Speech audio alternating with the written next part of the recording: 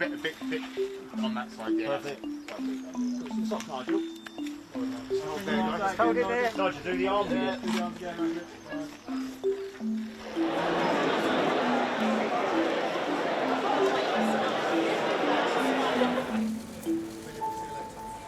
How are you feeling, Prime Minister?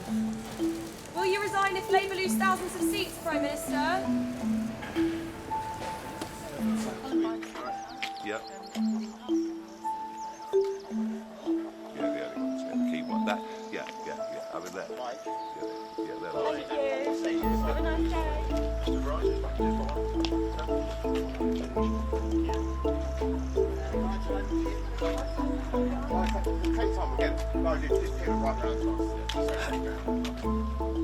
Well, it's early doors, but it's looking very positive. It looks like it's a one in, one out between us and the Labour Party at the moment. I think we've won about 70 or 82 seats. I can see it on the screen at the moment. But interestingly, places like Halton in the northwest, I think we've took 16 out of 19 seats, and all of them, bar one, I think, is off of Labour, and we're getting over 55% in some of the seats. I mean, we're averaging around 45% in those seats.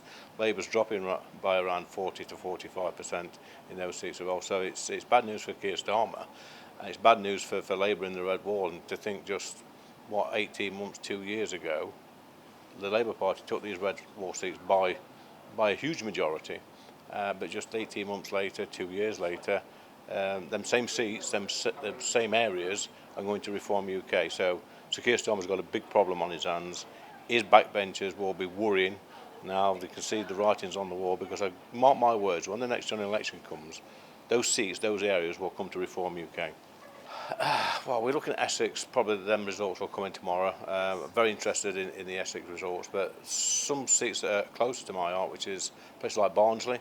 I think we do really well there. We could even take the council. Coventry, I was there just a few weeks back. Sandwell, Birmingham, the West Midlands, I've been there as well. Wakefield, I was there a short while ago. Any of those seats in the Red Wall area, in the Midlands, in the north, the old Red Wall, the old mining areas, which are traditional working class Labour voting areas, which went Tory in 2019 for the very first time.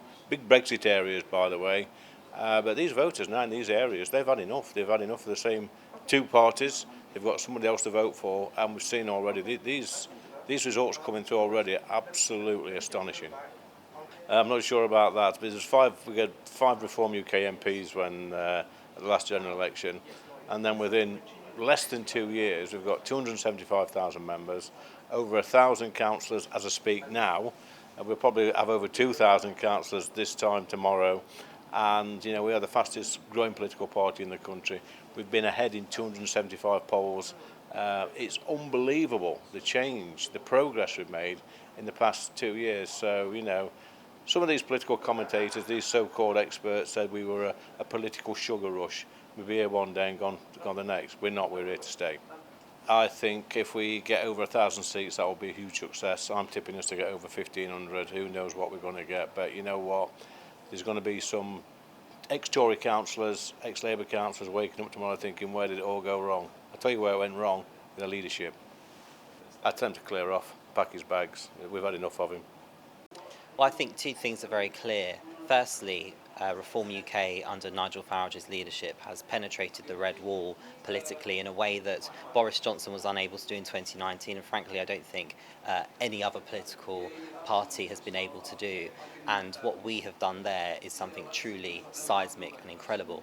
But I think also what is very clear to me is that the electorate appear to have overwhelmingly endorsed Reform UK's record in local government, a record I'm exceptionally proud of, and a record that clearly the electorate want to see a Reform UK council where they live, and that's why people have gone out of their way today to vote for Reform UK, because we've got a record to be proud of, and people have seen that their council is broken, their local services aren't working, and they want Reform UK to fix them, just like we're fixing councils across the country. Well, I think Essex, like East Anglia, like anywhere in the country where Reform UK are not just gaining seats but also taking control of local authorities, it is an exceptional achievement. That is not something that is easily achieved, and so what it proves is how incredible our record is in local government, enough that people are overwhelmingly voting for Reform UK, but specific to Essex, I think it is very significant. You have many senior figures in the Conservative Party who have Essex constituencies, and from some of the maths that I've just done, they probably wouldn't be members of Parliament if it was a general election yesterday. Well, I think my message to Keir Starmer is almost irrelevant. The message Keir Starmer should take is the message from the electorate, which is that he is wholly unfit and unpopular to be Prime Minister of this wonderful country. And frankly, he has brought the office of Prime Minister into somewhat embarrassment for our country. This has been a referendum on Keir Starmer, and it looks like he's lost it very badly so far.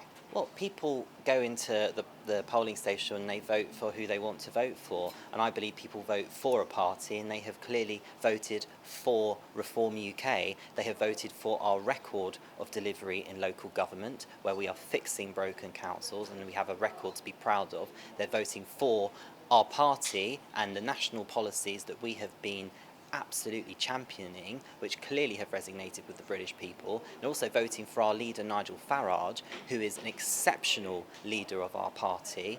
And combining all of those things, voters have made a decision. But I do believe this is a local election, and I will not insult the electorate by assuming that this is simply an election on national issues. This is an election for local councillors on local councils, and because of Reform's outstanding reputation in local government and all of our achievements in a very short period of time, people have seen what a Reform council does, and they want one where they live.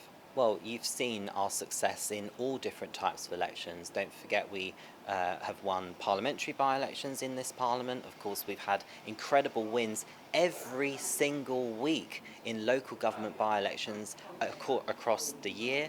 And of course, we've seen a significant success so far in the polling from this year's local elections. Of course, we've got the Welsh Senedd election results to await. We also have the Scottish elections for the Scottish Holyrood Parliament. There are many elections taking place this year, but what is very clear to me is that those that want to assume that this is some sort of flash in the pan are clearly wrong, because people are voting for a record, and it's Reform's record in office. Our record in local government speaks for itself. I'm exceptionally proud of Reform UK's record in local government, and clearly the electorate have seen what a Reform Council can do for them, and they want one where they live. Well, I think first of all we've got lots of more results to digest, and this is going to be, I believe, a fantastic night for our party. What next for Reform UK? Well, under the leadership of Nigel Farage, I think one thing can be certain is whatever we put our hand to, it will be success, and it will all be in the name of saving this wonderful country and in the name of family, community and country. Those are the principles that bind our party. What next for Reform UK? I believe lots more success.